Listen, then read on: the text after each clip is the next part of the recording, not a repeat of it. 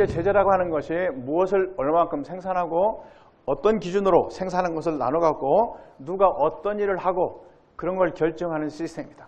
또 희소한 자원을 어디에다 활용할 것인지 이제 그런 것을 결정하는 게 경제 시스템이라고 얘기를 하죠. 현존하는 경제체는 자본주의 시장 경제와 사회주의 계획 경제가 있습니다. 자본주의 시장 경제는 예를 들면은 이 어떤 자원을 어디에다 활용할 것인가, 어떤 용도에 활용할 것인가를 시장 가격이 결정하는 시스템이고, 사회주의 계획 경제에서는 정부가 머리 좋은 공무원들이 계획을 세워서 어떤 자원을 어디에다 활용할 것인가를 결정하는 시스템입니다. 어떤 시스템이 좋을까? 이게 1950년대 사회주의 국가들의 모습입니다. 지역 면적으로 보면은 전 세계 절반 이상의 지역에서 사회주의 계획경제 체제를 받아들였습니다. 이때만 하더라도 어떤 경제 체제가 좋을 것인지 아무도 확신할 수 없었기 때문에 그렇습니다. 그렇다면 해방 이후에 대다수 우리 국민이 선호했던 경제 사상은 자본주의였을 것 같습니까? 아니면 사회주의였을 것 같습니까? 자본주의였을 것 같다는 생각이 들면 왼손, 저기 왼쪽에 있으니까 나는 사회주의였을 것 같다는 생각이 들면 오른손. 그런데 이제 동시에 한쪽씩 손을 들면은 많은 쪽으로 모두 다 손이 따라 올라갈 가능성이 있으니까 동시에 손을 들어야 여러분들 속마음을 내가 알 수가 있습니다. 자, 여러분들은 어떤 생각이 드십니까? 해방 이후에 대다수 우리 국민이 선호했던 사상은 나는 자본주의였을 것 같다. 그러면 왼손? 나는 사회주의였을 것 같다. 그러면 오른손. 자, 동시에 손을 들어보세요.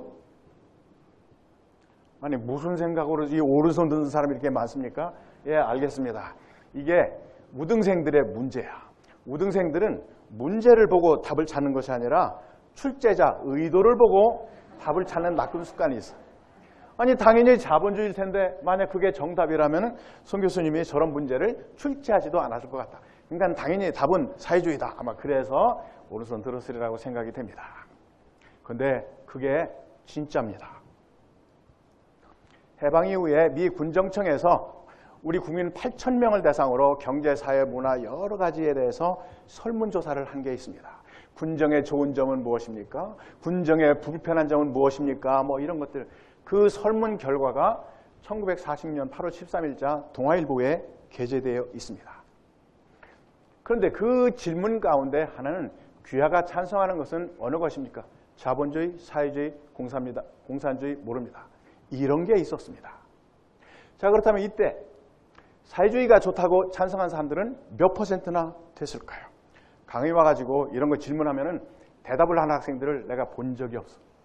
근데 교수가 질문하는데 아무도 대답하지 않고 있으면 마음이 여린 여학생들은 손 교수님이 뻘쭘해가지고 당혹해하지 않을까 걱정도 될지 모릅니다.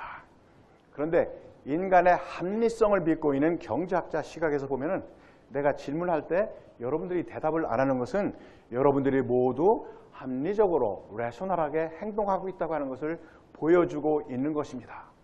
무엇가 합리적인 행동일까요? 나한테 이득이 없으면 안 하는 게 합리적인 행동입니다. 내가 질문해가지고 정답을 맞추면 뭐야? 본전이지. 틀리면은 옆에 있는 여학생한테 자기 무식한 것처럼 보여서 손해. 그러니까 정답도 확실하지 않은데 괜히 손 들어가지고 그런 위험을 감수하는 것은 한국은행에서 이 시장경제 이해를 들으려고 하는 이런 여러분과 같은 합리적인 사람들부터는 기대할 수 없는 비합리적인 행동인 것입니다. 그러니까 나는 여러분들이 대답 안 할 거 다 알았으니까 내가 여러분이 대답 안 한다고 해서 뻘쭘할 거라고 전혀 걱정할 필요가 없습니다. 괜찮아. 그런데 우리 경제학자들이 진리처럼 믿는 경제 원리가 있습니다. 그것은 바로 인간은 인센티브에 반응한다. 특히 경제적 인센티브에 반응한다는 시장 원리입니다. 그래서 내가 여러분에게 여러 차례 질문을 하려고 그러는데 그때 손들어서 지명을 받아서 정답을 맞추면 강력한 경제적 인센티브를 하나씩 주려고 합니다. 뭘까? 이거 구입하기가 옛날에 로또 복권 당첨되기보다도 어려웠다는 연금 복권을 한 장씩 주려고 합니다. 박수 한번 나와야 되는 거 아니에요? 이게 연금 복권이라고 하는 거예요. 우리 학생들 연금 복권 구경도 못한 학생일지 모르는데 이게 연금 복권이야. 다음 주 수요일 날 8시에 발표합니다.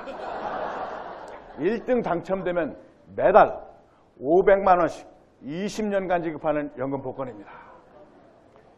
이거 당첨되면은 이런데 연수 안 와도 괜찮아. 그럼 첫 번째 연금 복권을 거부하는 질문은 당시에 사회주의 찬성률은 몇 %나 됐을까? 두 학생에게 기회를 줘서 정답에 가까운 답을 하는 학생에게 이거 하나 주겠습니다. 누가 한번 시도해 볼까? 예. 얼마? 75%. 저 뒤에. 예, 앞에. 얼마? 65. 65, 75.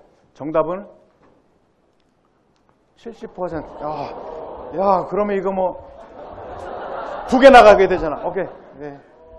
오케이. 잘했어요.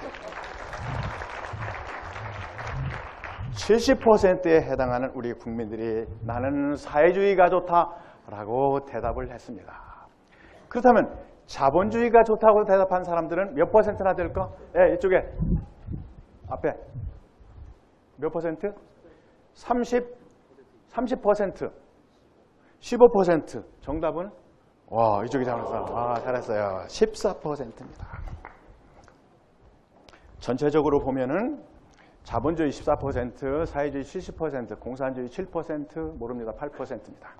저 숫자가 여기는 내가 꾸며낸 숫자가 아니라는 걸 보여주기 위해서 지금 동아일보 기사를 확대한 겁니다. 문삼, 귀하의 찬성하는 것은 어느 것입니까? 자본주의 1189인 14%, 사회주의 6037인 70%. 네, 우리나라 국민들은 대다수가 나는 사회주의가 좋다고 대답을 했습니다. 해방 이후에 사회주의 사상을 선호했던 남한 사람들이 사회주의가 무엇인지 잘 알아서 나는 사회주의가 좋다고 했을까요? 그때 여건도 있었을 겁니다. 그때 사회주의자들이 우리 사회주의가 그를 받아들이는 세상은 지주들의 땅을 몰수해가지고 소장인들한테 무상으로 분배하겠다. 뭐 이런 소리 하고 다녔으니까 세상을 뒤집어 엎으면은 나한테 땅이 오겠구나. 그래서 이제 저렇게 대답을 했을지도 모르는데 사실은 사회주의 사상이 인간의 본성과 가깝기 때문에 그렇다고 나는 생각을 합니다. 왜 그럴까? 마르크스의 사회주의 사상을 보면은 이기심을 버리고 공동체 의식을 갖도록 인간을 개조해서 능력에 따라 일하고 필요에 따라 분배받는 평등하고 풍요로운 사회를 건설하자. 이게 사회주의 사상의 핵심 메시지입니다. 능력에 따라 일하고 필요에 따라 분배받는 사회를 갖다. 사회주의는 정말 매력적인 사상입니다. 공동체 의식을 강조하고 있기 때문에 형제적 사랑을 강조하고 있습니다. 우리나라에서 형제적 사랑을 유독 강조하는 것이 어딘지를 대답하는 학생에게 이거 하나 주겠습니다. 우리나라에서 형제적 사랑을 강조하는 것. 어딜 것 같아요? 네. 어디? 군대? 군대도 뭐 전후에 있는데 그보다도 더. 네. 교회. 마찬가지 맞았어요. 내 몸을 내 이웃을 내 몸과 같이 사랑하라고 일요일마다 목사님, 신부님들께서 강조하고 있죠. 형제적 사랑을 강조합니다. 그러면 우리나라에서도 능력에 따라 일하고 필요에 따라 분배하는 사회, 조직이 있습니다. 어딜까? 대답할 사람은 이거 하나 주겠어. 능력에 따라 일하고 필요에 따라 분배받는 사회가 우리나라에도 있습니다. 어딜까? 팀플이 그래? 필요에 따라서 야 내가 A 플러스 B라니까 나한테 점수 다 줘. 그보다 더 직장? 시장이 그래? 능력에 따라고 내가 아이스크림 많이 먹고 싶다. 그래 필요하면 먹어야지. 그렇게 그래? 힌트 여러분들 가까이에 있습니다. 능력에 따르라고 필요해? 크게? 지금 뭐라고 얘기했어?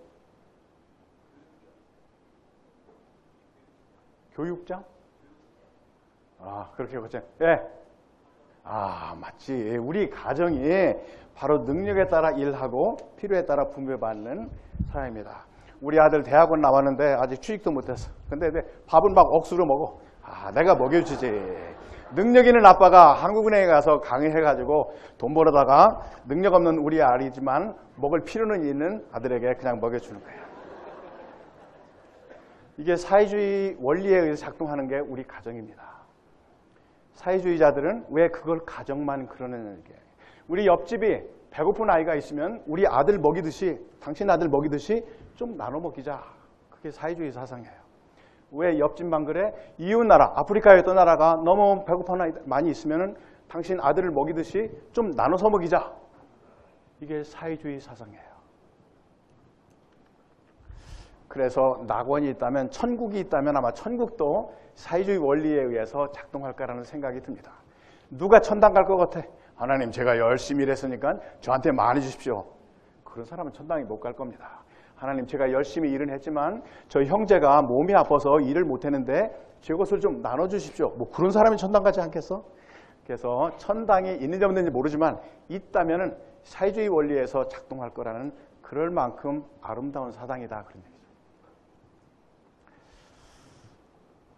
그렇지만 그 사회주의 이상은 고상하지만 그 아름다운 이상을 실현해보고자 했던 그런 나라들이 있습니다. 70년 동안 사회주의 이상을 실현해보려 했던 소련, 동유럽, 아시아 사회주의 국가들인데 바로 그 나라 경제들이 되게 90년대에 전부 몰락했습니다. 왜 몰락했을까?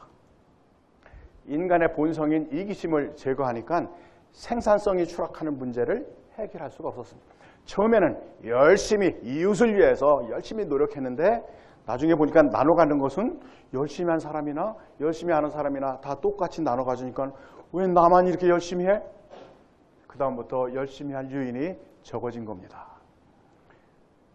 그리고 기업가들은 새로운 신제품을 만들고 신기술을 개발할 유인이 결여됐어. 왜? 기업이 새로운 제품을 만들고 새로운 기술을 개발하고 하는 것은 엄청난 위험을 부담해야 됩니다. 이게 성공하려는 보장이 없어요. 잘못되면 쪽박 찰 수 있어. 그럼에도 불구하고 시장 경제에서는 그런 기업가들이 나타나지. 왜? 잘 되면 대박을 터뜨릴 수가 있으니까. 근데 사회주의 국가에서는 잘 돼도 나눠가는 건 똑같이 나눠가지니까 그런 위험을 부담하려고 하는 기업가들이 나타나기가 어려운 시스템이다, 그런 얘기예요. 그러다 보니까 풍요롭기보다는 빈곤을 평등하게 분배하는 사회가 되었다. 사실은 빈곤마저도 평등하게 분배하는 건 아니죠. 여러분, 북한에 있는 사람들이 모두 다 똑같은 수준으로 산다고 생각하지는 않겠죠. 평양에 거주하는 사람하고 지방에 거주하는 사람이 다 비슷하게 살고 있다고 보지는 않을 거니까요. 지구에 살고 있는 종들은 생존 법칙을 알고 있습니다. 예를 들면은 여기 거북이들이, 이제 엄마 거북이가 모래 땅을 파고서 알을 넣어놓고 떠납니다. 그리고 이제 시간이 가면은 이제 알들이 부해에 나와가지고 밖으로 나오자마자 쏜살같이 바다를 향해서 달려가죠. 왜? 바다를 향해서 빨리 달려가지 않으면은 새한테 전부 이제 먹히니까. 그런데 이 거북이 새끼는 딱 밖에 나오면은 어느 쪽이 바다인지 알고 또 그쪽으로 빨리 가야 된다는 것도 알아요. 왜? 이게 이 거북이가 생존하는데 가장 중요한 원칙이기 때문에, 법칙이기 때문에 그래. 그래서 모든 종들은 그 생존 법칙을 또는 원칙을 두뇌 DNA에 각인해가지고 후대들에게 이렇게 전달합니다. 유전하죠. 그래서 본능으로 알도록, 엄마가 저쪽은 바다다 하는 것을 가르쳐줘서 하는 게 아니라 본능적으로 알아. 우리 인간도 아이가 태어나면 본능적으로 손에 잡히는 것은 쥐어야 산다. 이거 놓으면 죽는다. 이걸 알아. 그리고 어떻게 울면 엄마가 젖을 주고 어떻게 울면 엄마가 기저귀를 갈아주는지를 아이는 알아. 엄마한테서 배워서 하는 게 아니야. 엄마도 본능적으로 이 아이가 배가 고픈지 기저귀를 갈아달라고 하는지를 알아요. 학습에서 통해서 배운 게 아니라 본능적으로 알고 태어난다는 얘기죠. 이게 바로 생존 법칙을 유전받아서 알고 있는 거라는 얘기죠. 인류 조상 원시인들의 생존 법칙을 보면은 대개 혈연으로 연결된 가족 단위로 수렵하고 채취하면서 살았습니다. 함께 수렵하고 함께 분배했죠.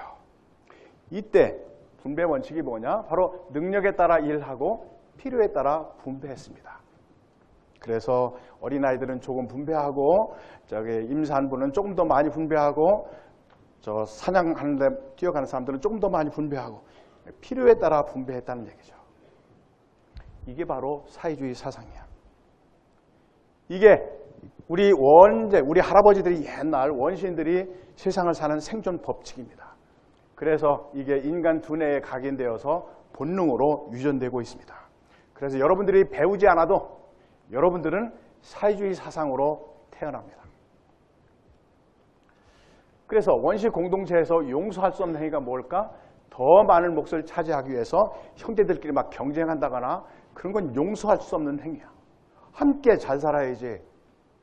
그리고 뭐 사냥을 잘하니까 형은 부자로 살고 동생은 병약하니까 가난하게 살고 그런 건 용서할 수가 없는. 함께 잘 살아야지. 자, 이게 우리에게 유전된 생존 법칙입니다. 그래서 지금은 이런 원시 경제하고는 다른 시장 경제에 살고 있지만 우리가 배우지 않은 생존 법칙이 뭐야? 경쟁이라든가 빈부격차라든가 이런 거에 대해서 우리는 본능적인 거부감이 좀 있는 것입니다. 그래서 대형마트를 동네 상권을 보호하기 위해서 좀 규제하자. 그런 거에 대해서 본능적으로 찬성할 가능성이 높습니다. 똑같이 경쟁할 것이지 왜 누구는 차별해? 그런 생각 안 한다는 얘기죠.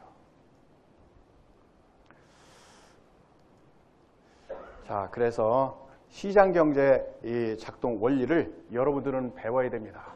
이것은 아직 우리에게 유전되지 않기 때문에 그래. 왜 그래? 시장경제는 지난 19세기, 18세기 이때부터 시작해서 한 200년 정도만 우리가 경험한 것입니다. 이게 월드 GDP의 증가율을 표시한 겁니다. 우리가 BC 100년 전부터 지금까지 쭉 보면은 세계 GDP 수준은 거의 변동이 없이 왔다가 18세기 시장경제 체제가 들어오기 시작으로 해서 폭발적으로 지구의 GDP가 증가하기 시작했습니다. 그런데 이것은 불과 200년밖에 안 되기 때문에 아직 우리 두뇌의 DNA로 유전되고 있지는 않습니다. 그래서 시장경제 작동 원리는 이제 공부를 통해 학습을 통해서 배울 수밖에 없습니다. 자, 그러면 시장경제의 생존 법칙이 뭐냐? V는 P보다 커야 되고 P는 C보다 커야 된다 하는 것이죠. 바로 기업이 만드는 상품의 가치는 가격보다 높아야 하고 가격은 원가보다 높아야 기업은 생존하고 번영할 수 있다. 만약 어떤 기업이 만드는 상품의 가치가 가격보다 낮으면 즉 부등식이 오른쪽으로 열려 있으면 고객의 예면을 받아서 그런 상품을 만드는 기업은 곧 도산하게 될 겁니다. 그런데 가격이 또 원가보다 낮다. 그러면은 그게 개당 손실이기 때문에 한두 분기, 한두 해는 견딜 수 있을지 몰라도 결국은 도산하게 됩니다. 그래서 기업이 시장 경제에서 생존하고 번영하려면은 항상 이 부등식이 왼쪽으로 열려 있어야 됩니다. 그런데 이 생존 부등식은 기업에게만 적용되는 것이 아니라 우리 모두에게 적용되는 생존 부등식입니다. 여러분들이 대학을 졸업하고 어떤 기업에 들어가면은 여러분들이 그 기업에 기여하는 여러분들의 노동의 가치는 여러분들이 받는 연봉보다 높아야 여러분들은 그 기업에서 생존하고 영속할 수가 있습니다. 만약 여러분들이 기여하는 노동의 가치가 연봉보다 낮으면은 즉 부등식이 오른쪽으로 열려 있으면은 구조조정이 있을 때 제일 먼저 목이 달아나겠죠. 영속할 수 없다 그런 얘기죠. 그래서 시장 경제에 사는 여러분들은 이 세 가지 가운데서 가장 커야 되는 가치가 어떻게 창출되는 것인지, 가격은 어떻게 결정되는 것인지 이런 메커니즘을 이해해야 시장 경제에서 생존하고 번영할 수 있는 것입니다. 이건 배워야 되는 것입니다. 유전되지는 않기 때문에. 자, 이제 그 원리를 공부하도록 하겠습니다. 가치 이론이라고 하는 것은 가치를 결정하는 궁극적 요인이 무엇인가를 설명하는 이론입니다. 어렵게 들리죠? 좀 더 쉽게 얘기하면 왜 어떤 상품은 값이 비싸고 어떤 상품은 값이 쌀까? 그걸 결정하는 궁극적 요인은 무엇일까 하는 점입니다. 이게 여러분이 많이 들어봤을 아담 스미스라든가 칼 마르스 같은 고전학파 경제학자들의 고민이었습니다. 무엇이 상품을 값비싸게 하고 값싸게 할까? 그걸 결정하는 궁극적 요인은 무엇일까? 무게일까? 부피일까? 크기일까? 이분들이 오랫동안 연구해서 발견해낸 이론을 노동가치설이라고 부릅니다. Labor Theory of Value. 노동가치설은 상품의 가치를 결정하는 궁극적 요인은 노동이라고 하는 것입니다. 노동을 많이 투입해서 정성스럽게 물건을 만들면 가치도 높고 값도 비싸고, 노동을 조금 투입해서 적당히 만들면 가치도 낮고 값도 싸다 하는 이론입니다. 이 이론은 우리 정서에 딱 맞습니다. 우리 본능에 딱 맞아. 여러분들이 중국에 여행 가면 아마 저런 거 볼 수 있을 것 같아요. 자, 대리석으로 만든 적어도 한 6개월간 이상은 노동을 투입해야 됐을 것처럼 보이죠. 그래서 여러분들은 이야, 저거 만드는데 정말 손이 많이 갔겠구나. 그리고 야, 저거 참 비쌀 것 같다. 그런 생각이 들 겁니다. 그게 바로 노동가치설에 근거한 사고방식입니다. 여러분들이 다 경제학 박사가 아닐지 모르니까 내가 노동가치설을 조금 더 부연해서 설명드리겠습니다. 자, 내가 찬 시계가 이게 10,000원이죠. 왜 이게 10,000원이냐? 라고 물으면 노동가치설은 이렇게 설명합니다. 그거야, 부품 7,000원어치 사다가 노동 3,000원어치 임금을 지급해서 시계를 조립해 만들었기 때문에 저게 10,000원이다 라고 설명하죠. 그럼 왜 부품값은 7,000원일까? 그거야, 원자재 2,000원어치 사다가 노동 5,000원어치 임금을 지급해서 저 부품을 만들었기 때문에 저게 7,000원이다 라고 설명하죠. 그럼 왜 원자재 값은 2,000원일까? 땅속에 있는 원광석을 노동을 투입해서 캐다가 재련해가지고 원자재를 만들었기 때문에 저게 2,000원이다 라고 설명합니다. 자, 그렇다면 땅속의 원광석 가격은 원자재 가격 2,000원 가운데서 어떤 정도 비중일까요? 절반 이상일까요? 이하일까? 역시 두 학생에게 기회를 줘서 정답에 가까운 답을 한 학생에게 이거 하나 주겠습니다. 예, 얼마쯤 될까? 얼마? 이하. 보다 정확하게 숫자로 얘기한다면 어느 정도? 한 500원 정도는 될 것 같다. 예, 또 이쪽에 이 학생 없을 것 같다. 제로일 것 같다. 정답은 와, 이쪽이네. 잘했어요.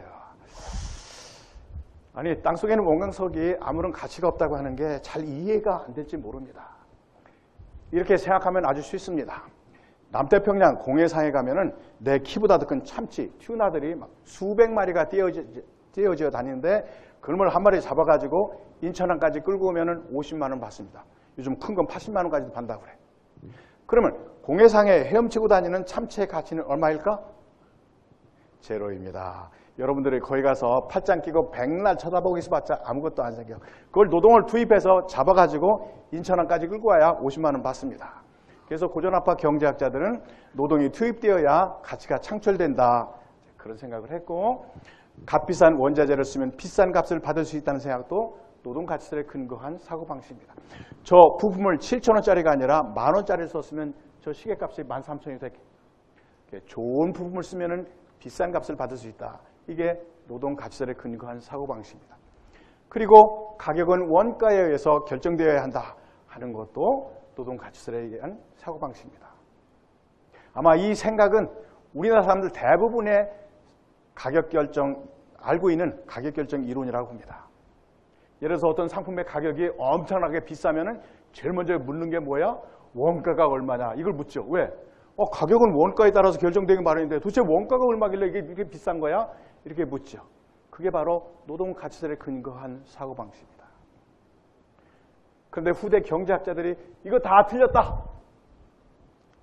그런 이론을 제시했어. 그걸 설명하기 위해서 가져온 사진이 이게 우리나라 근세 최고의 판소리 명창 박동진홍 사진입니다. 이분이 살아계실 때, 이분 2004년도에 돌아가셨으니까 10년 전에 판소리 공연을 1시간 동안 하면은 출연료로 얼마를 받았느냐? 50만 원을 받았다고 합니다. 우리나라 최고 판소리 명창이 50만 원을 받았어. 근데 내가 좋아하는 가수는 판소리 명창이 아니라 손 교수가 좋아하는 가수를 알아맞히는 예지력을 가진 사람이 있으면 이거 하나 주겠어. 미리 손든 학생이 있어. 누굴 것 같아? 이효리일 것 같아? 야, 이거 뭐 짜고 치는 고수 같은데? 뒤를 해보세요. 내가 좋아하는 게 이효리지. 당시에 이효리가 1시간 동안 공연하면 출연료를 얼마나 받았느냐? 500만 원을 받았다고 그럽니다. 그럼 왜 이효리는 500만 원 받고 박동진은 50만 원 받았을까? 그걸 노동가치설로 설명하면 이렇게 설명이 돼야 되겠죠. 그거야. 이효리 양이 노래를 수업하는데 투입한 노동이 박동진 왕이 70평생 득음의 경제에 오르기까지 투입한 노동보다 비슷한 것도 아니고 10배 많으니까 10배 많이 받는 거다라고 얘기를 해야 노동가치설이 맞는 이론이다. 그런 얘기죠. 여러분들은 왜 이효리가 박동진보다도 10배 출연을 받는다고 생각하십니까? 이쪽에 내가 기회를 한번 줘보겠습니다. 어떤 생각을 가지고 있어요? 예, 우리 학생? 좋아하는 사람들이 많기 때문에 또 다른 말로 하면은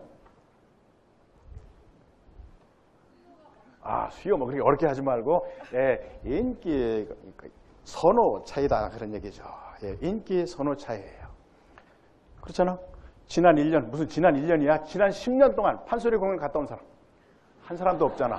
이래서 박동진은 50만 원 받고 이효리는 500만 원 받는 거다 하는 얘기입니다. 인기 선호의 차이야.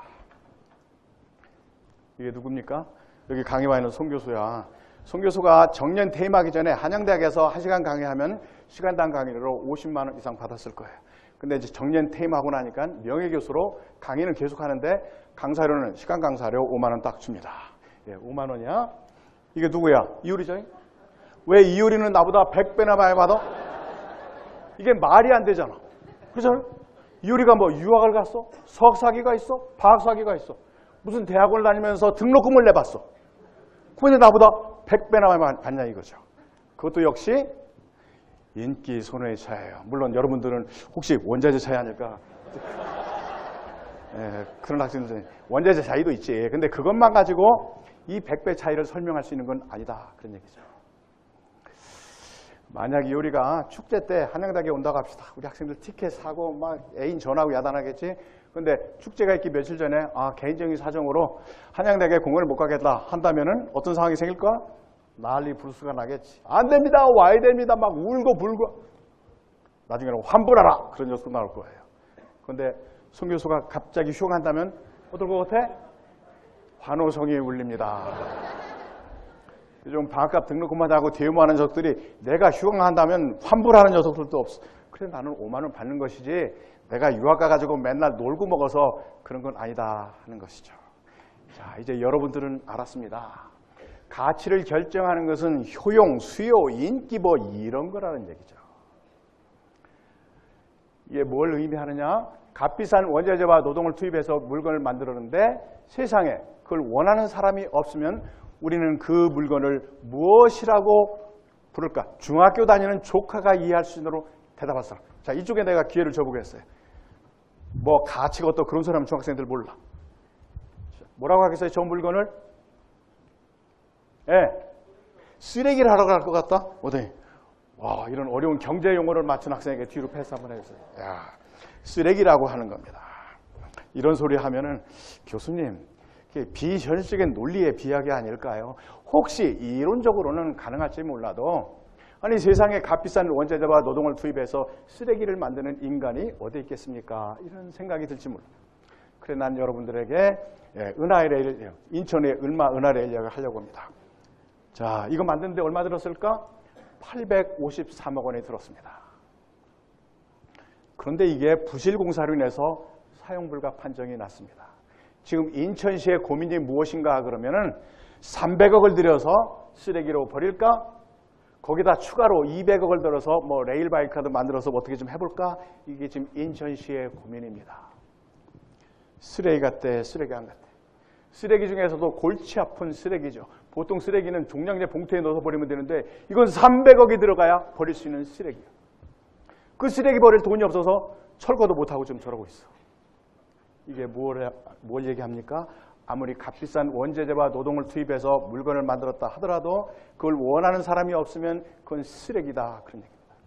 여러분이 대학을 다니면서 등록금을 아무리 억수로 많이 냈다 하더라도 여러분들 원하는 사람이 없으면 여러분들이 역시 쓰레기 교육을 받은 거예요. 내가 등록금을 얼마를 냈는데 연봉을 요거밖에 안 줍니까? 그런 소리는 시장경제에 맞지 않다. 그런 얘기죠. 이거 배워야 돼. 여러분들은 어떤 영화가 잘 만든 영화로 보입니까? 피에타입니까? 아니면 도둑들입니까?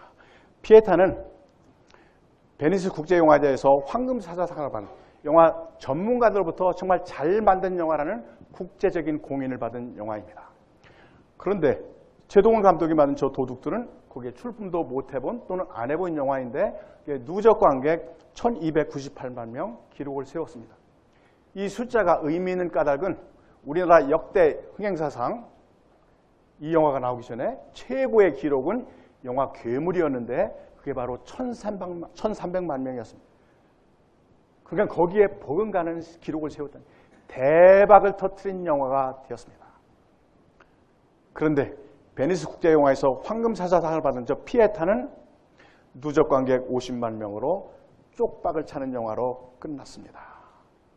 자, 이게 뭘 의미할까? 경제학적 시각으로 볼 때 예술적 시각, 문화적 시각 그런 거 아니고 경제학적 시각으로 볼 때 잘 만든 제품이라고 하는 것은 꼭 완벽하게 만든 제품이 아니라 인기 있게 만든 제품이라고 하는 시장 원리입니다. 완벽하다고 해서 꼭 잘 만들었다고 얘기할 수 없는 게 시장 원리다 그런 얘기죠. 어때? 왼쪽에 완벽한 청바지가 비쌀 것처럼 보입니까?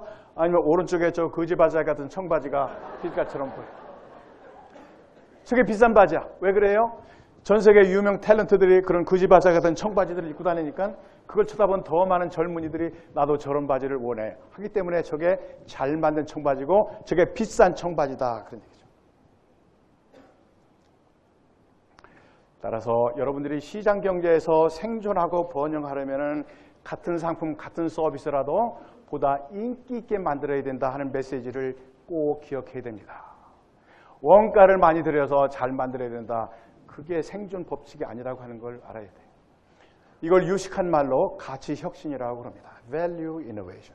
여러분들이 대학을 졸업하고 우리 사회에 나가서 바로 가치 혁신을 할 수 있는 인재가 되어야 여러분들은 시장 경제에서 영속하고 번영할 수가 있는 것입니다. 자, 그러면 어떻게 가치 혁신을 할까? 여러 가지 방법이 있겠지만 오늘은 한 가지 이야기를 하려고 합니다. 여러분의 앞세대를 산업화 시대라고 그러죠. 그리고 여러분이 주역이 될 이 시대를 지식 기반 경제 시대라고 합니다. 두 시대 가장 큰 차이 중에 하나는 옛날 산업화 시대 때는 생산 동력, 돈 버는 힘이 주로 어디서 나왔느냐? 기계, 설비, 공장과 같은 물적 자본으로부터 나왔습니다. 옛날에는 최신식 기계 설비를 먼저 갖춘 회사가 돈을 벌었죠. 그런데 여러분이 주역이 될 이 시대는 생산 동력, 돈 버는 힘이 주로 어디서 나오느냐? 지식, 정보, 기술과 같은 지적 자본으로부터 나오는 시대입니다. 이제 생산 동력이 달라졌다 하는 것을 얘기하는 것이죠. 자, 그래서 이제는 가치 혁신을 하되 보다 더 인기 있게 만들 때 어떻게 지식에 기반을 둬서 머리를 써가지고 해봐라 하는 얘기를 여러분들에 하려고 합니다. 그래서 여러분 앞세대를 브라운 시대라고 그러고 여러분의 시대를 브레인 시대라고 그러죠. 옛날에는 근력이 좋은 사람이 잘 살았던 시대인데 이제는 지력이 좋은 사람이 잘 사는 시대다 하는 얘기죠. 자, 그러면 지식으로 가치를 창출할 수 있을까? 지식을 가지고 보다 더 인기 있게 만들어서 비싸게 팔아먹을 수 있을까? 하는 질문에 대해서 나는 듀바이의 인공섬 이야기를 하려고 합니다. 듀바이는 국토가 매우 작은 나라입니다. 듀바이의 전체 국토 면적은 우리나라 제주도의 2배밖에 안 되는 아주 조그만 나라입니다. 그리고 전 국토의 80%는 사막이라고 합니다.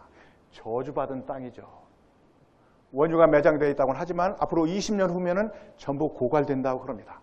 그래서 듀바이는 포스트 오일 시대를 준비하기 위해서 인근 바다를 메워서 육지를 조성하는 사업을 벌이는데 이게 바로 인공섬 사업입니다. 길이 9km, 폭 7km의 진 바다를 매립하고 있습니다.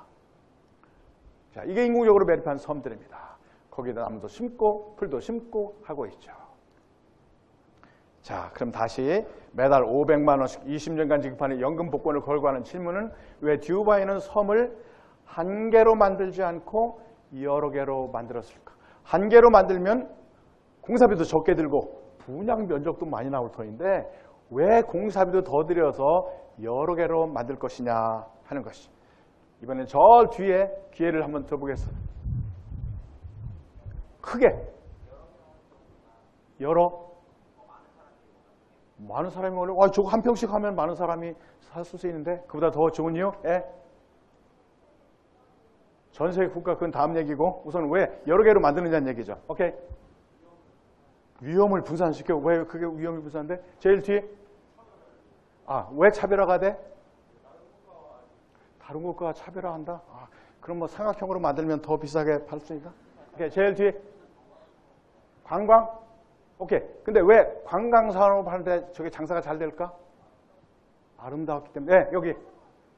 자, 힌트. 듀바이는 섬을 가지고 어떤 용도로 사용할 것 같습니까? 농사를 지을 것 같다. 아니죠.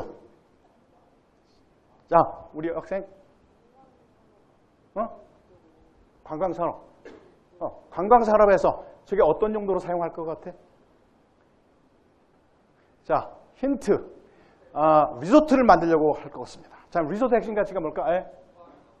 숙박이나 호텔? 그보다 제일 구석에 있는 섬의 다양성을 준다. 그보다 더 확실한 이유. 왜 여러 개로 만들까? 자, 저기 리조트. 이게 리조트를 만들려고 하는데 리조트 핵심 가치가 뭘까? 저기에 뷰. 무슨 뷰? 호텔에 들어갈 때 뭐가 보여? 이제 나왔어. 맞아요. 오션 뷰다 그런 얘기 저쪽에. 바다 조망권입니다. 저렇게 빌라를 짓는다 하더라도 큰 섬 가운데 있는 빌라하고 저렇게 바다 조망권을 가진 땅, 그게 뭐예요? 해변을 끼고 있는 땅이죠. 땅에 지어진 빌라하고는 값이 하늘과 땅 차이만큼 날 거다 그런 얘기죠.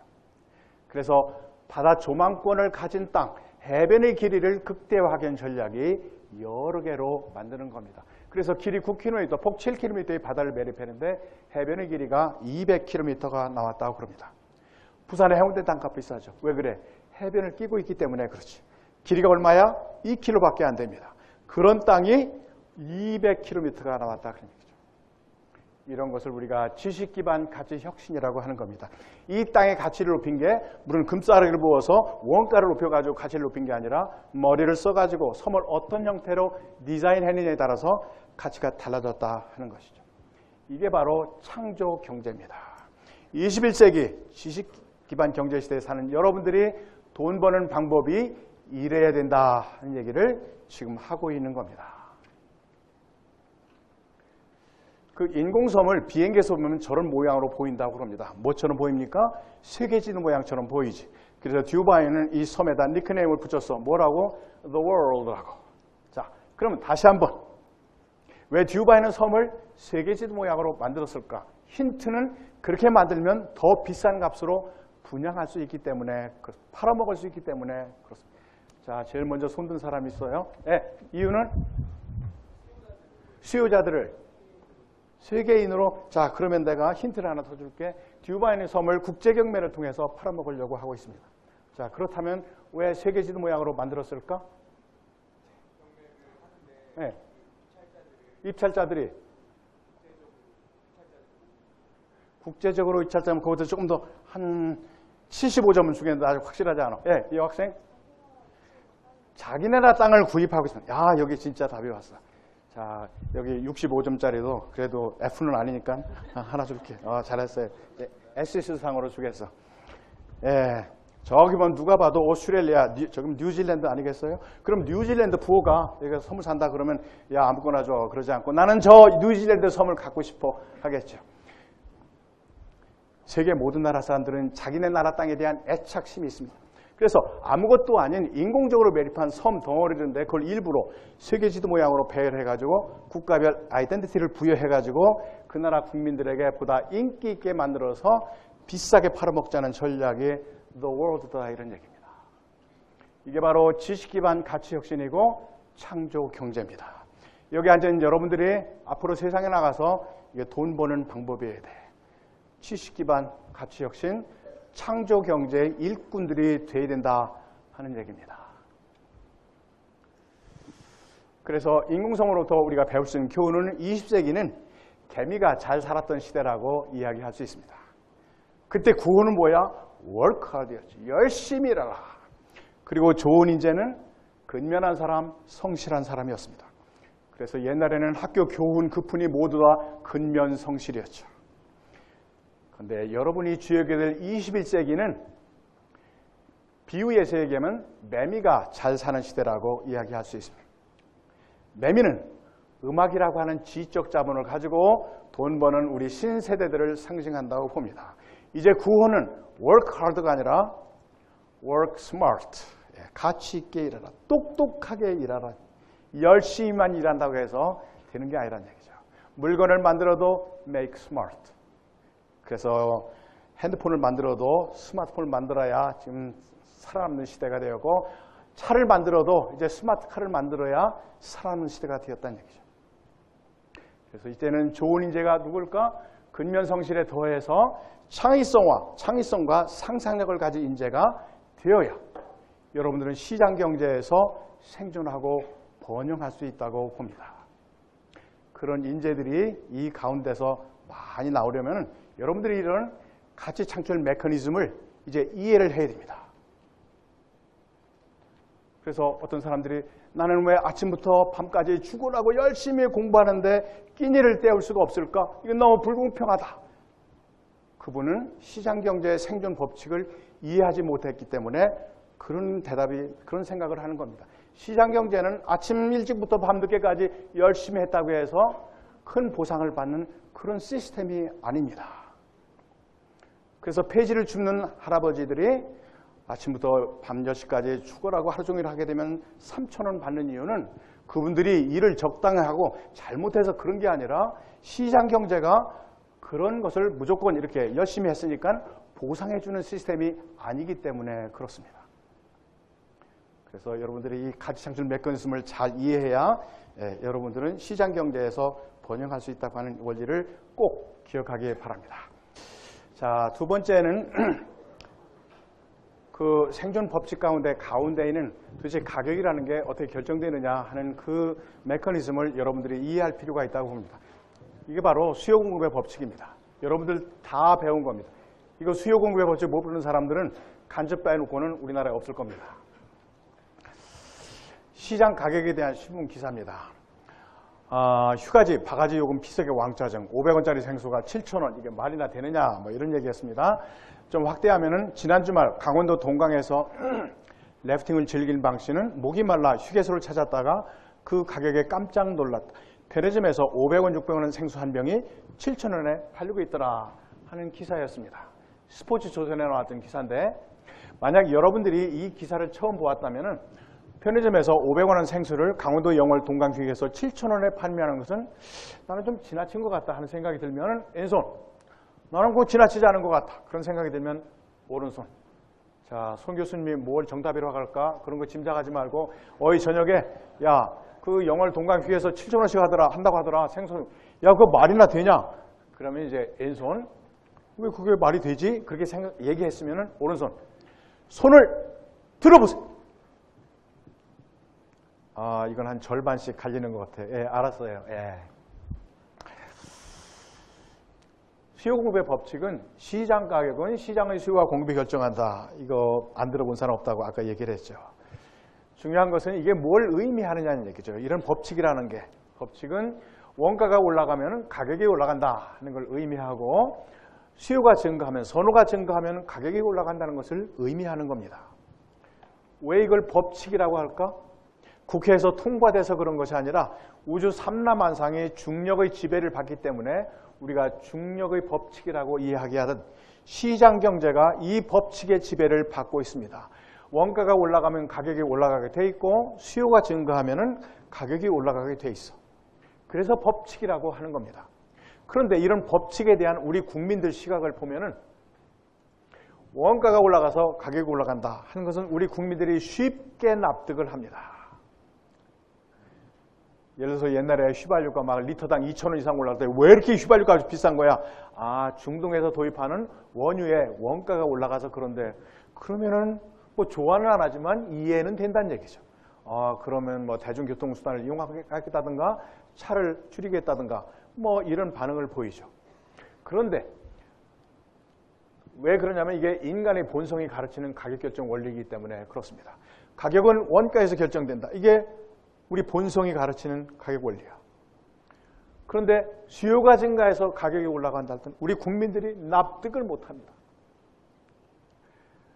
왜 그래요? 이게 인간의 본성을 거스르는 가격 결정 원리이기 때문에 그렇습니다. 인간 본성은 원가가 가격을 결정하는 건데 무슨 수요가 증가한다고 해서 가격이 올라가느냐? 이해가 안 된다는 얘기예요. 되게 어떤 답을까? 얌체 상훈이라든가 상인들이 비양심적으로 폭리를 누린다거나 아니면 뭐 바가지음이라든가 이런 소리가 나오는 겁니다. 바가지음의 대명사는 아마도 피서지에 숙박료가 막 서너 배씩 올라가는 그런 현상이겠죠. 봄에 해운대 가는데 모텔에 4만 원 주고 잤는데 여름에 가니까 20만 원 받는다는 얘기예요. 왜 이렇게 값이 올라가느냐? 뭐 페인트도 새로 칠하지 않은 것 같아서 원가도 별로 들어가지 않은데 이게 불만인 거예요. 그러면서 악덕업자 이런 소리가 나오는데 이게 바로 악덕업자 얌체 상훈 때문에 숙박료가 4배나 올라가느냐 하는 얘기죠. 언제 폭리 시비가 많습니까? 여름에 그렇죠. 겨울이면 어떨까요? 숙박요금이 4분의 1로 떨어집니다. 그럼 우리가 생각할 수 있는 가설은 악덕업자의 양심지수는 대기온도와 반비례한다. 여름이 돼서 막 온도가 올라가면 양심이 불량해져 가지고 막 4배씩 받고 겨울이 되면 양심이 깨끗해져서 4분의 1로 받고 그런 거냐는 얘기죠.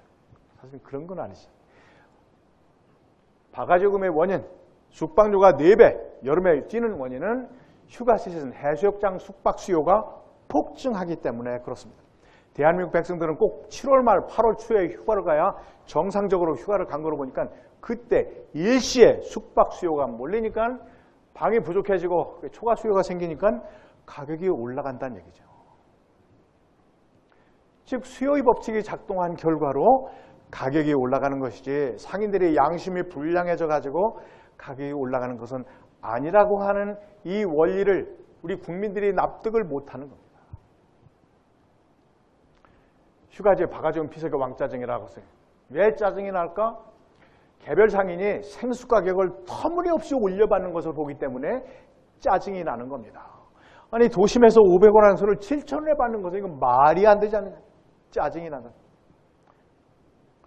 자, 그렇다면 개별 상인은 생수 가격을 마음대로 올려받을 수 있을까요?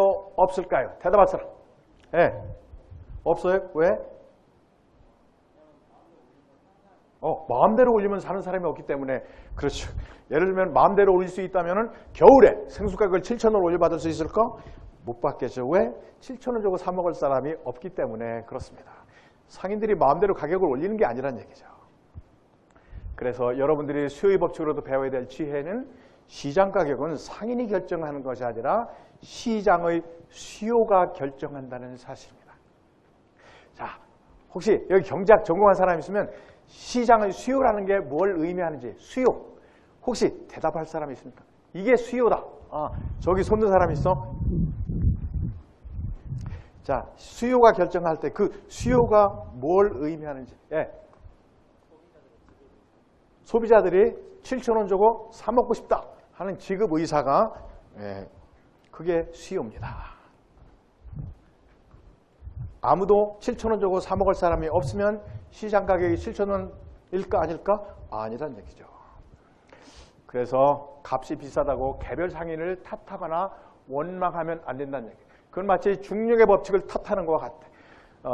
무거운 걸 선반에 올려놨는데 그 밑에 아이가 자고 있었는데 이거 흘려서 땅에 떨어져서 아기가 다쳤을 때 아니 아기가 자고 있는데 이게 그냥 떨어지면 안 되잖아. 이렇게 떨어져야지 라고 얘기하는 것과 같다 그런 얘기죠. 여름에 지금 막 물이 부족해서 먹을 물이 없는데 거기 가보니까 먹을 물이 있어. 누군가 7,000원 주고도 그걸 사 먹을 사람이 있기 때문에 시장 가격이 7,000원이 되는 거다 이런 얘기죠. 그래서 시장 가격에 대한 올바른 시각을 이제 여러분들은 가져야 됩니다.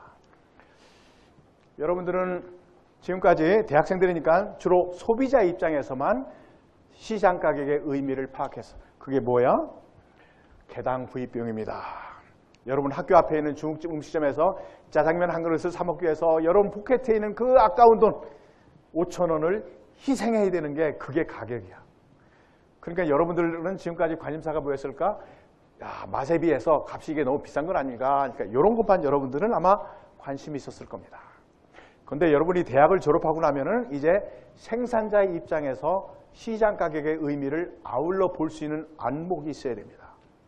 생산자 입장에서 시장 가격이라는 게 뭐야? 짜장면 한 그릇을 팔아서 그 짜장면 주인집 포켓에 들어오는 돈이 그게 시장 가격입니다. 따라서 생산자 입장에서 여러분들은 무엇을 관심을 갖고 봐야 되느냐? 여러분들의 꿈은 어떻게 제품을 가치 있게 만들어서 값비싸게 많이 판매할까? 이게 여러분들의 꿈이 되어야 됩니다. 앞으로 장사하면서 어떻게 하면 싸구려를 많이 팔까? 그런 소리 하면 안 돼. 자, 그렇다면 어떤 생수를 만들면 생수를 병당 500, 600, 600원 그런 게 아니라 10,000원씩 그것도 막 많이 판매할 수 있을까? 좋은 아이디어 있는 사람한테 이거 하나 주겠습니다. 여기 어떤 생수를 만들면 10,000원에 많이 판매할 것 같아? 명품을 만들면 10,000원 주고 사겠어? 옆에 사람도 안 산다고 그러잖아요. 여기는 차가움이 유지되면 10,000원 주고 사겠어? 안 사겠어? 안 산다고. 뒤에 사람도 안 산다고 그래. 그런 거 만들어 가지고는 안 돼. 또 여기 여학생 마시면 살 빠지는. 와, 이게 진짜 나왔어. 이 질문을 이렇게 하면 조금 더 쉽게 이해할 수 있죠. 어떤 생수가 시장에 출시되면 병당 10,000원에 구입하겠습니까? 그러면은 건강용 생수, 미용 생수, 뭐 IQ가 이거 마시면 막 10원 올라간다. 그럼 우리 학부모들 뭐 너도 나도 사겠지. 이런 거예요. 내가 여러분에게 아까 창의적 인재가 좋은 인재다 한다고 그러고 창의적 인재가 되라고 그러는데 창의적 인재란 뭐냐? 창의성은 어떻게 기르느냐? 같은 것을 다른 시각에서 볼 수 있는 능력이 창의적 사고 능력입니다. 좀 똑같은 문제인데 저 위의 문제는 생산자 입장에서 문제를 접근하는 것이고 이제 두 번째 저것은 소비자 입장에서 문제를 접근하는 것입니다.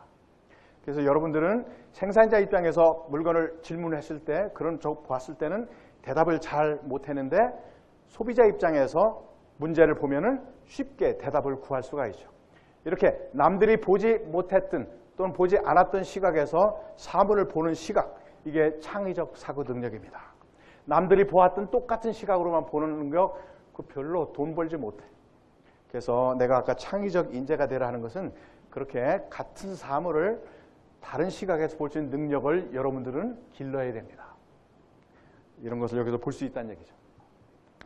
그렇지만 아직도 마음 저변에서 울리는 본성의 소리를 듣는 학생들이 분명히 있을 것 같아.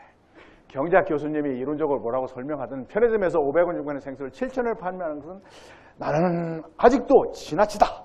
솔직히 얘기해서 그러면 왼손. 이제 나는 지나치지 않다고 본다. 그러면 오른손. 자, 솔직하게 얘기하는 거예요. 손을 들어보세요. 자, 인간의 본성을 듣는 학생들이 아직도 몇 명 있어. 예, 알겠어요. 충분히 이해를 합니다. 예, 그렇죠.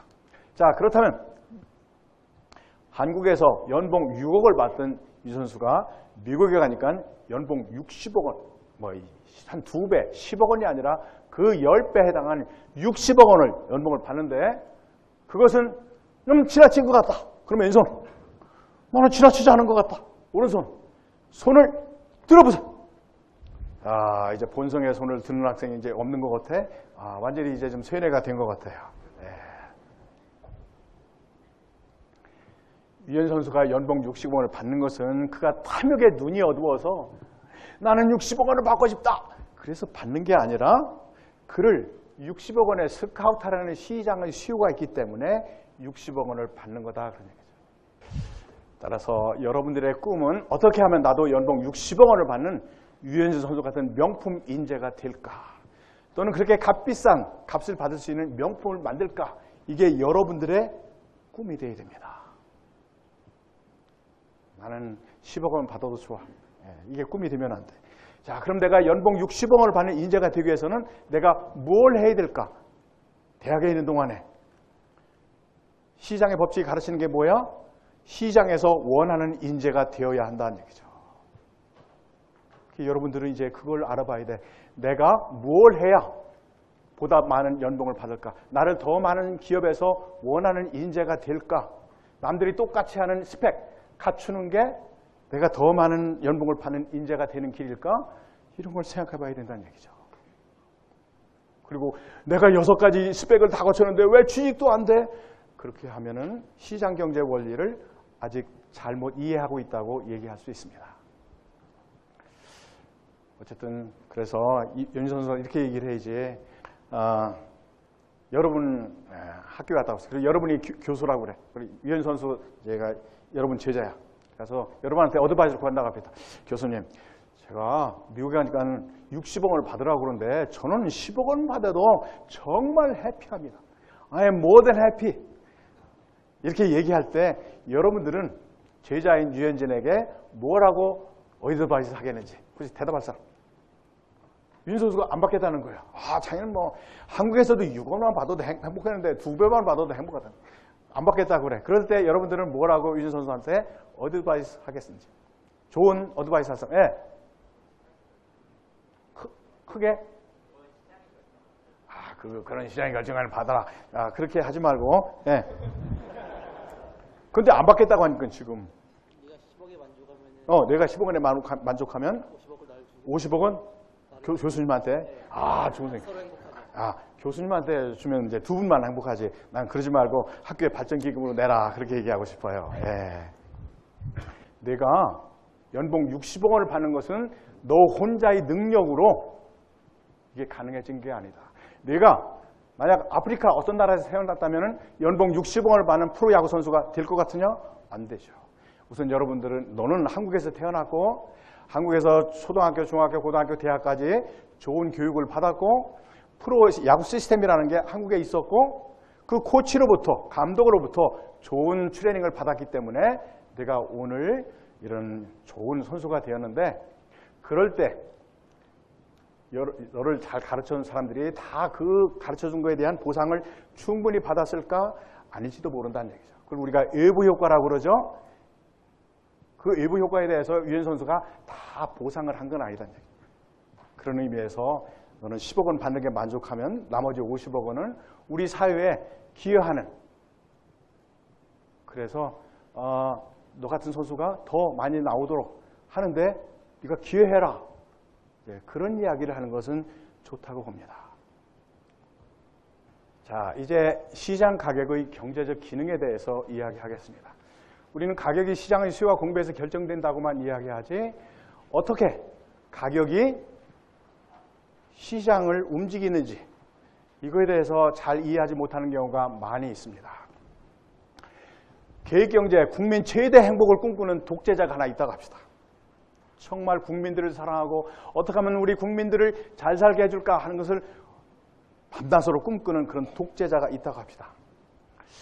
자, 그래서 그 독재자는 우리의 제한된 부존 자원을 가지고 어떻게 우리 국민들을 풍요롭게 만들까, 풍요로운 삶을 제공할까, 그게 이분의 매일 아침부터 저녁까지 생각하는 바라고 합시다. 정말 따뜻한 국민을 사랑하는 그런 독재자라고 합시다. 자, 그러기 위해서는 어떻게 해야 돼? 생산을 효율적으로 해야 되고 그 다음에 효율적으로 소비를 해야 부존 자원을 보다 더 많은 사람들에게 풍요롭게 물질적인 풍요를 줄 수가 있다는 얘기죠. 효율적으로 생산, 즉 낭비를 막아야 된다는 얘기죠. 자, 그럼 무엇이 효율적인 생산이고 효율적인 소비일까? 무엇이 효율적인 생산이고 또는 우리가 효율적 생산이다. 이건 비효율적 생산이다. 그때 효율적 생산이라는 게 뭘 의미합니까? 어떤 때 효율적으로 생산하는 걸까? 예.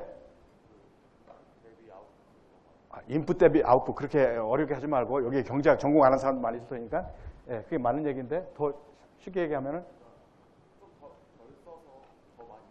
덜 써서 더 많이. 원가가 가장 낮은 사람이 생산하게 하는 게 효율적인 생산이라는 얘기죠. 자, 그러면 효율적 소비라는 것은 뭐를 의미할까? 저 여학생 아까 이거 받았어? 안 받아서? 이거 받은 사람 다시 손들면 안 돼. 이거 나눠 가져야 되니까. 그래요. 좋아. 그러면 효율적 소비는 어느 때 효율적 소비가 이루어진다고 얘기할 수 있을까? 좋은 물건을 그러니까 어떤 때 누가 소비할 때 소비가 효율적으로 이루어진다고 얘기할 수 어떤 사람이 소비할 때 효용이 높은 사람. 얘기했어. 효용이 가장 높은 사람이 소비할 때 효율적으로 소비해야 된다. 이렇게 얘기하는 것입니다. 자, 여러분들이 이제 개념을 알아서 효율적 생산이 무엇이고 효율적 소비가 무엇인지. 자, 그러면 이제 그 효율적으로 생산하고 소비할 수 있는 계획을 이제 세워야 되죠. 그 이제 독재자가 수많은 생산자, 소비자 가운데 누가 생산비가 가장 낮은 사람인지, 누가 효용이 가장 높은 사람인지를 알아야 계획을 세울 수가 있죠. 어떻게 그러한 정보를 얻을 수가 있을까? 혹시 좋은 아이디어 있는 사람은 누가 가장 효용이 높은 사람, 누가 가장 생산 원가가 낮은 이제 효율적인 그런 생산자인지를 알아보는 방법. 그런 방법이 있다고 하는 걸. 자네 아까 손 들었잖아? 아직 받았어? 안 받아서 아직? 그러면 얘기를 해봐. 누가 어떻게 알겠어? 그 정보를 물어봐서 짐작할 수도 없고.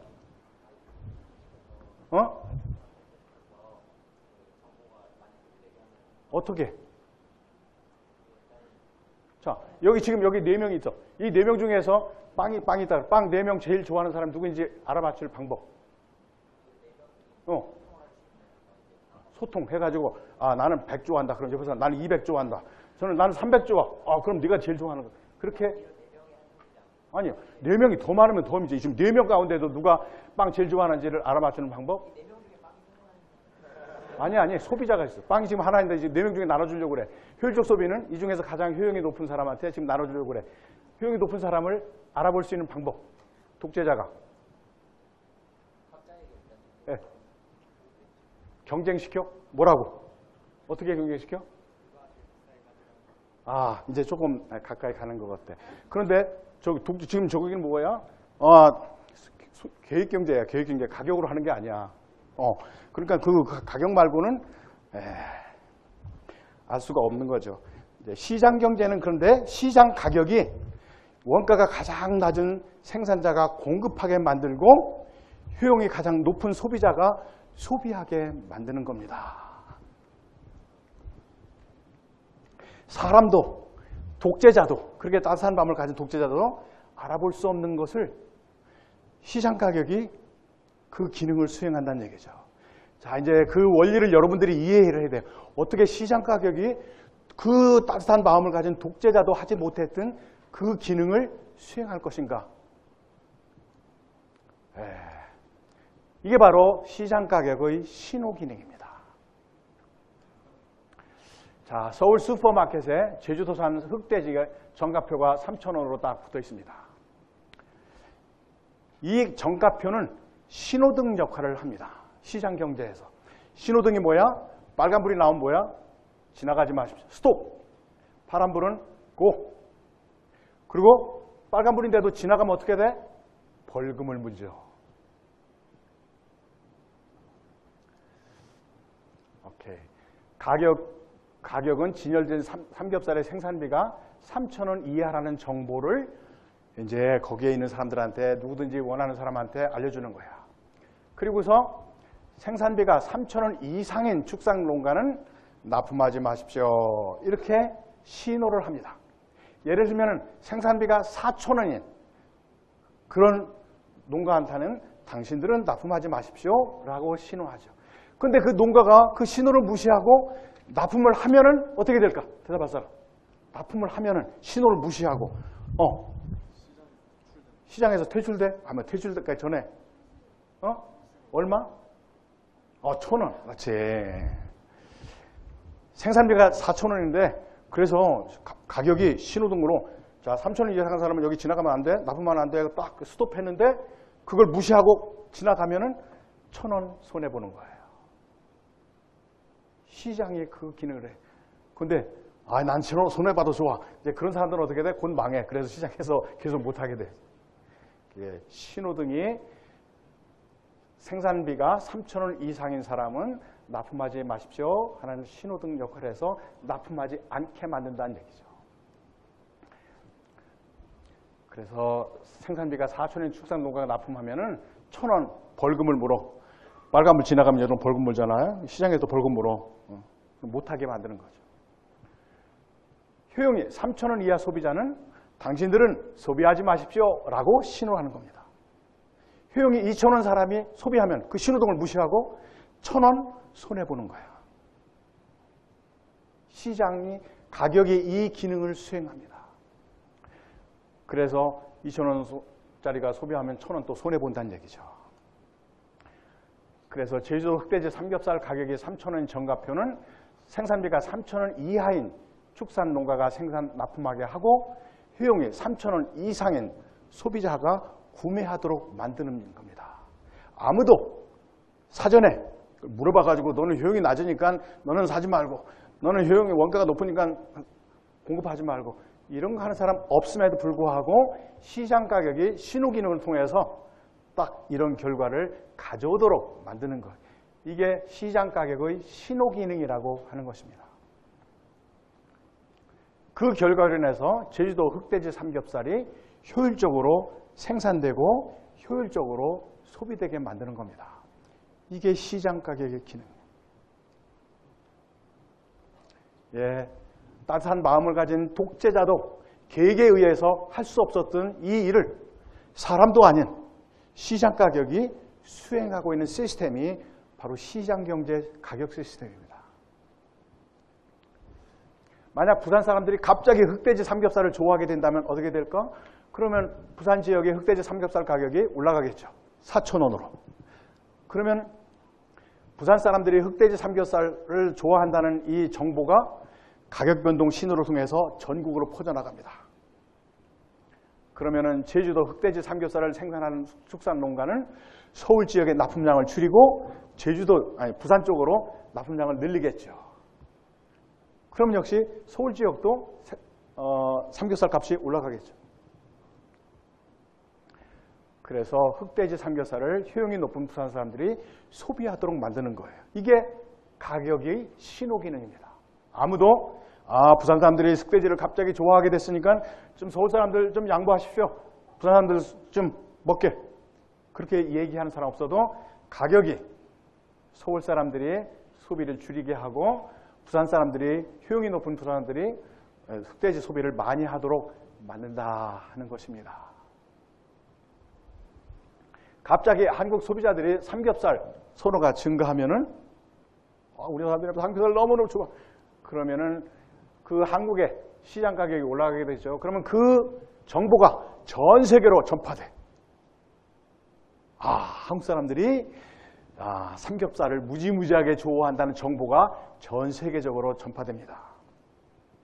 가격이라고 하는 걸 통해서. 근데 그 가격이라는 언어는 세계적인 언어야. 공통 언어야. 뭐 스와힐리어 뭐 그런 거 다 몰라도 저 아프리카 사람들 다 알아듣고 다 알 수 있습니다. 세계 공통어예요. 그러면 삼겹살의 시장 가격이 올라가는 것은 생산비가 낮은 미국 생산자가 공급하도록 만들고 효용이 높은 한국 소비자가 구매하게 만드는 기능을 수행합니다. 즉 시장 가격 변동의 희소한 자원, 돼지 삼겹살을 전 세계적으로 최적의 용도에 배정하게 만드는 거죠. 사용되게 만드는 것입니다. 아무도 그걸 계획한 사람도 없고 명령한 사람도 없음에도 말입니다. 이게 시장 가격의 신호 기능이야. 어때요? 경이롭지 않아요? 여러분들이 이런 거 의식해 본 적 있어? 어떻게 한국 시장 경제에서 자원이 효율적으로 생산되고 소비되는지 그 메커니즘을 경험한 사람은 없습니다. 이걸 눈에 보이지 않아. 여러분이 어떻게 되는지 몰라. 그리고 생산을 담당하고 소비를 담당하는 사람들도 본인도 몰라. 그냥 본인은 내가 좋아하는 거 값이 적당하면 사고 내가 납품할 거 값이 좋으면 납품하고 뭐 그것뿐이야. 개인이 하는 것은. 그런데 경제 전체로는 소위 보이지 않는 손에 의해서 이 삼겹살이 가장 생산적으로 효율적으로 생산한 사람이 생산하고 효율적으로 소비할 수 있는 효용이 높은 사람에게 배정되게 만드는 기능을 수행한다. 이걸 정부가 계획을 세워서 할 수 있다고 보지는 않죠. 아까 얘기했죠. 아까 봤죠? 누가 생산비가 낮은지 누가 효용이 높은지를 정부 계획 담당자가 파악할 수 있는 힘이 없기 때문에 그렇습니다. 아무리 IBM 뭐 컴퓨터가 뭐 얼마가 된다 하더라도 그걸 다 알 수가 없어. 세종대왕이 계시다면 백성들한테 뭐라고 얘기할까? 착하게 행동하는 백성이 되라 라고 얘기하겠죠. 그러면 삼겹살 축산 농가에게는 세종대왕은 뭐라고 얘기할까? 혹시 대답할 사람이 있어? 세종대왕께서 뭐라고 얘기할 것 같아요? 삼겹살을 만드는 사람한테 품질 좋은 삼겹살을 되도록 어떻게 하라고? 네. 되도록 어떻게 하라고? 되도록 값싸게 제공하라고 당부할 겁니다. 그렇죠? 자, 그러면은 소비자들한테는 뭘 당부할까? 세종대왕께서 축산 농가의 땀과 노고를 충분히 보상할 정도로 높은 가격을 주고 사라. 그렇게 당부하게 해줘. 소비자한테 되도록 값싸게 사. 막 깎아서 사. 그렇게 하지 않고 충분히 보상하도록 사라. 이렇게 당부할 것입니다. 세종대왕이 계시다면은. 그런데 시장경제에는 그렇게 당부하는 세종대왕이 없지만 마치 세종대왕이 당부한 것처럼 우리 국민들을 착하게 행동하게 만든다는 얘기죠. 농부들은 되도록 값싸게 생산하기 위해서 막 기술 혁신도 하고 기술 개발도 하고 죽을 똥 살 똥 노력을 해요. 원가를 낮추려고요. 그리고 소비자들은 효용이 높은 사람이 막 돈 많이 준다고 하면서 사겠다고 나섬으로 해서 세종대왕이 말씀하신 대로 행동하게 만든다는 얘기죠. 그래서 여러분들은 시장 가격이 우리 경제에서 이러한 기능을 수행한다는 것을 알아야지 그냥 가격은 시장의 수요와 공급이 결정된다 땡 하고 넘어가면 여러분들은 배우는 건 없습니다. 이 시장 가격의 그런 신호기능을 이해하지 못한 사람들은 눈에 안 보이니까 생산과 소비를 시장 가격 메커니즘에 맡기기보다는 가격을 규제하고 정부가 직접 생산 소비 결정을 하면은 더 효과적일 것으로, 즉 자원을 보다 더 효율적으로 활용할 것이라고 믿기가 쉽습니다. 아니 사람이 공무원들이 컴퓨터를 가지고 다 계획을 세워서 하는 것이 좋을 것 같지 눈에 보이지 않는 시장 가격에 그걸 맡겨놓는다? 이건 마음이 안 놓인다라는 생각을 가기가 쉽습니다. 그래서 여러분들이 시장 가격 결정 메커니즘을 학습하는 이유는 바로 그러한 믿음에서 벗어나라고 하고 싶어서 내가 여기 지금 강의하는 겁니다. 상식으로만 보면은 그게 훨씬 좋을 것 같아. 그런데 실제로는 정부가 가격을 규제하고 이렇게 하면은 효율적으로 생산되고 효율적으로 소비되지 못한다 그런 얘기죠. 여러분들은 시장 가격이 이렇게 이런 기능을 수행한다는 믿음을 가져야 됩니다. 그렇지 않으면은 늘 정부가 가격을 규제한다고 할 때 박수 쳐서 그래야죠 이렇게 하기가 쉬워요.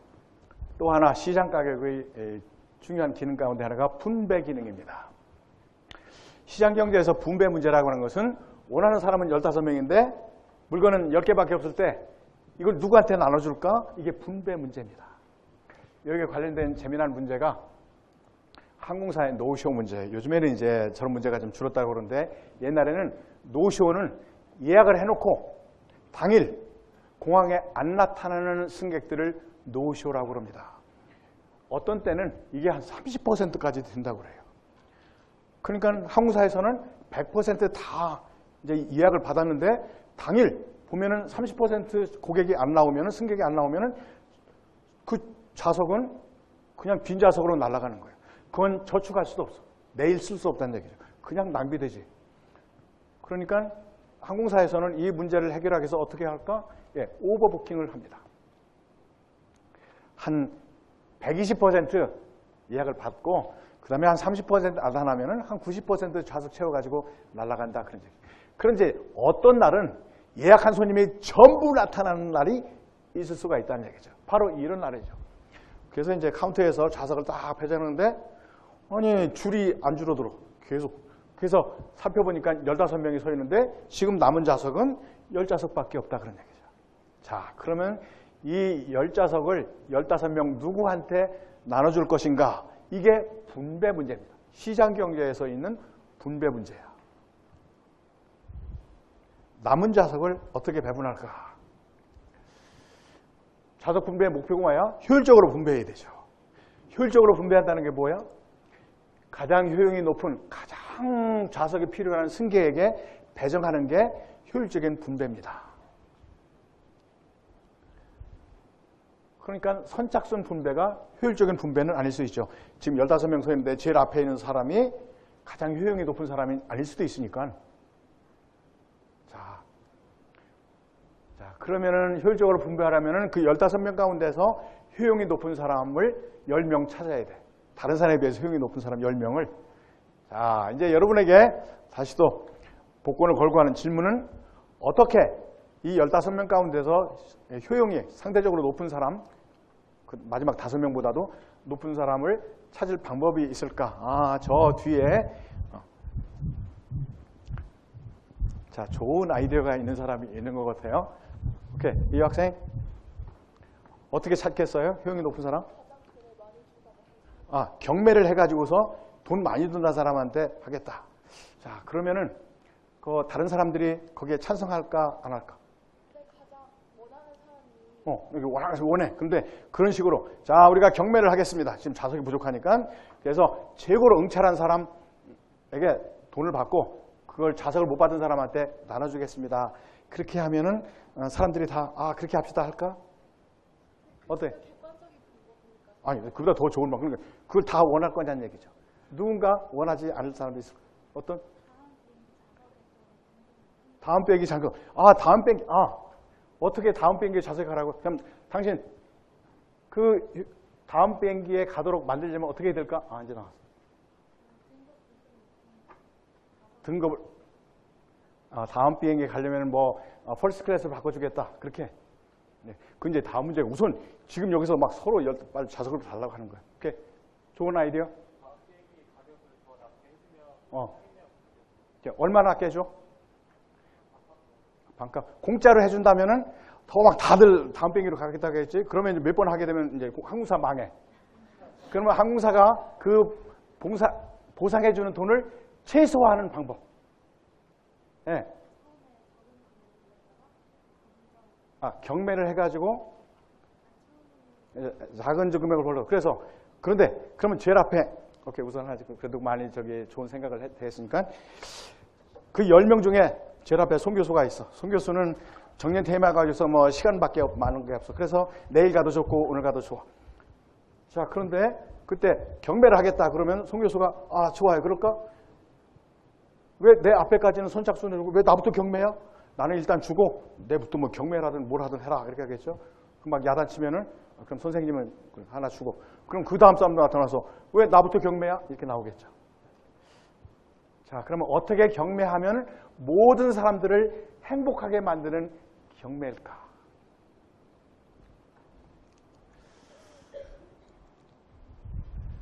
가장 필요한 승객을 알아낼 방법이 있을 것처럼 보이는 얘기죠.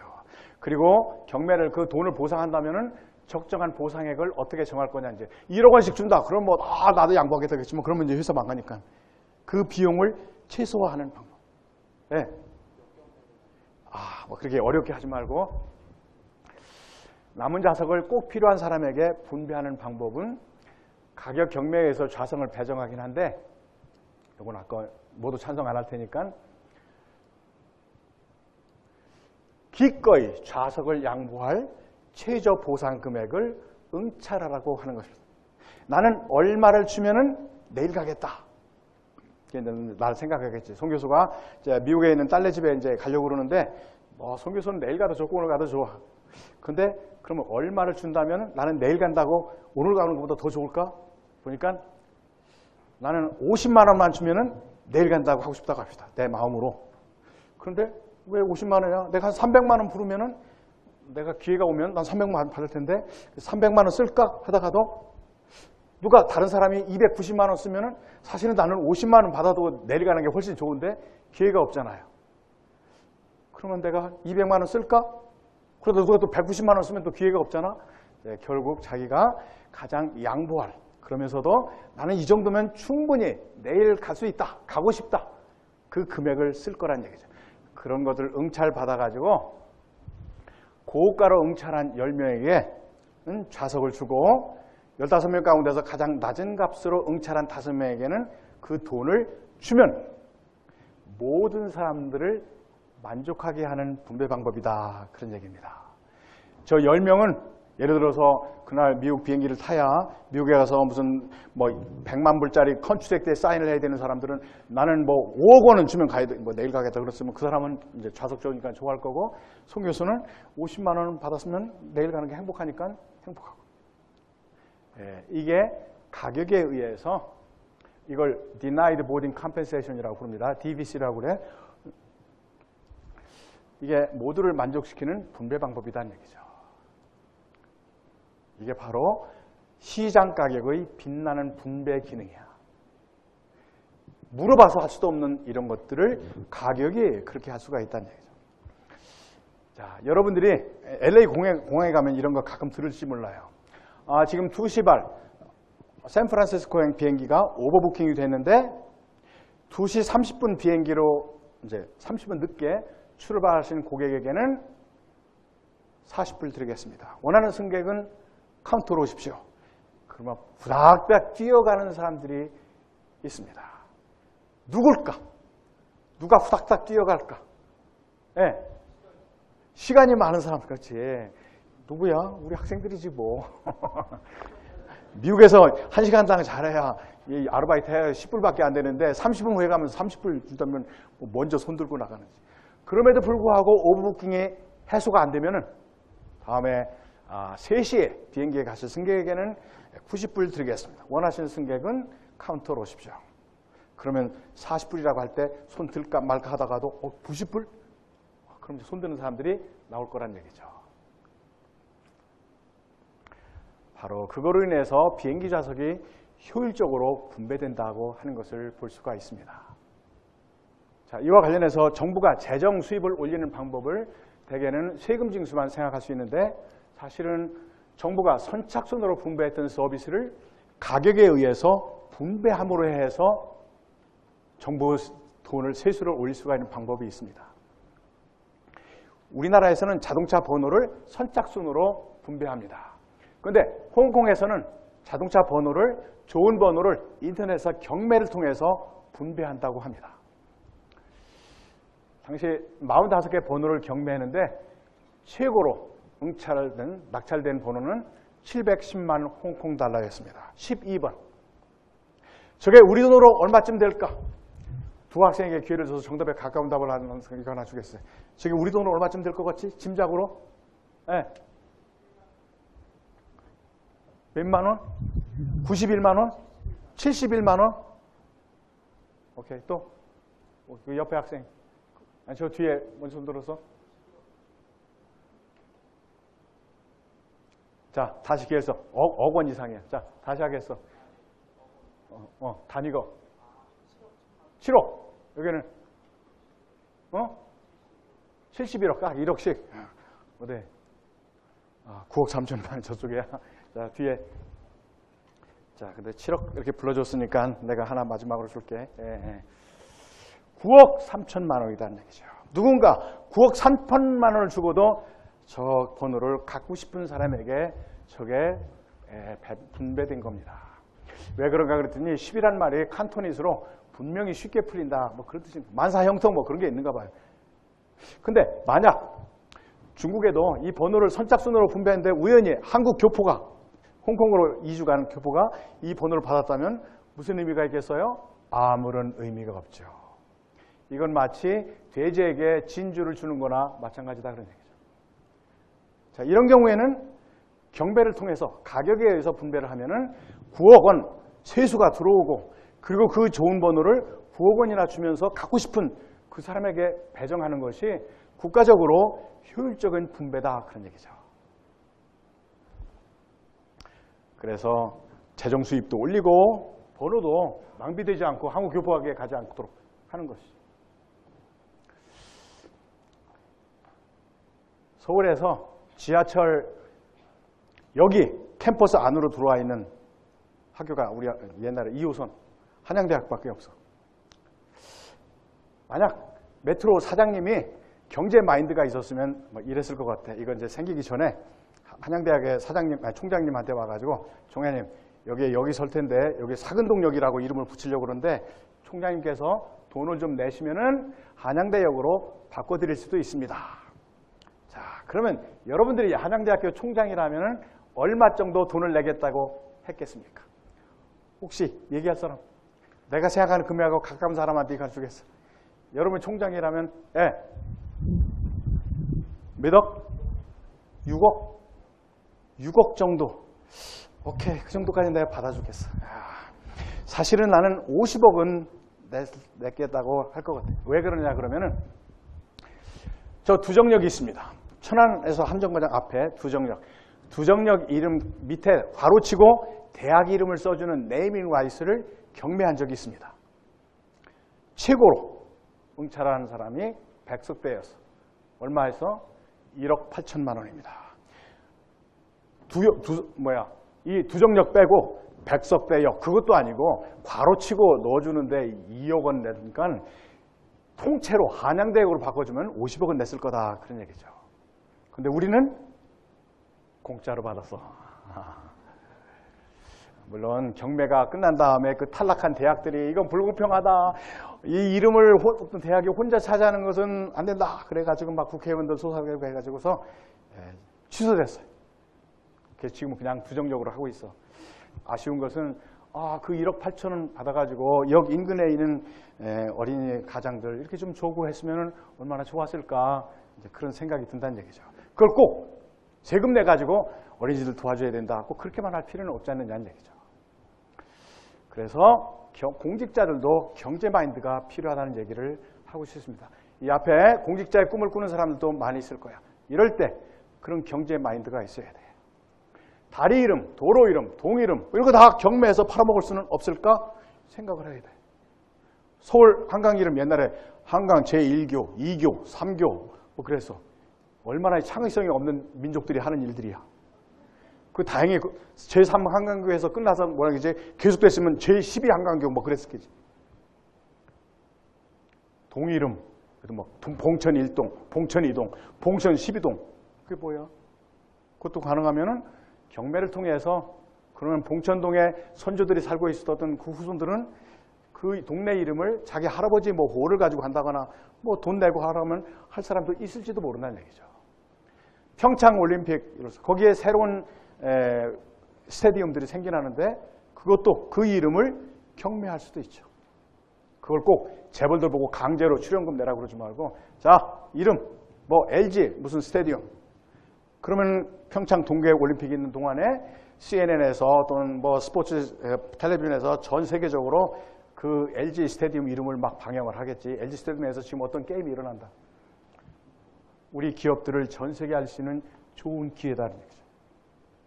그걸 무슨 동네 이름 붙여가지고 하는 것보다는 이런 마인드가 있어야 된다. 그게 바로 가격의 분배 기능을 이해해야만 이런 생각을 할 수 있다고 생각이 됩니다. 내가 인터랙티브로 강의할 수 있도록 협조해 줘서 내가 정말 즐겁게 강의할 수 있도록 해서 정말 행복했습니다. 이것으로 끝내겠습니다. 감사합니다.